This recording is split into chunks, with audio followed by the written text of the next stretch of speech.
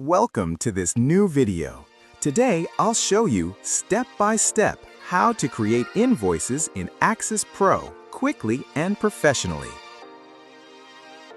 The first thing you need to do is go to the main page where the dashboard is located.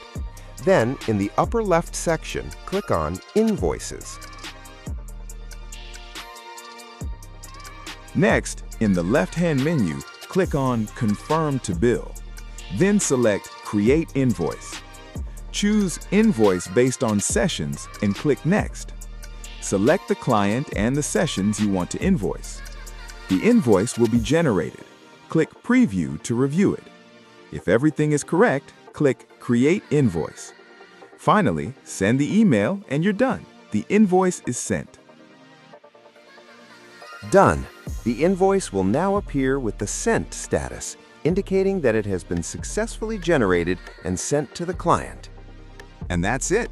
It's that easy to create and send invoices in Access Pro, keeping clear and professional control of your billing.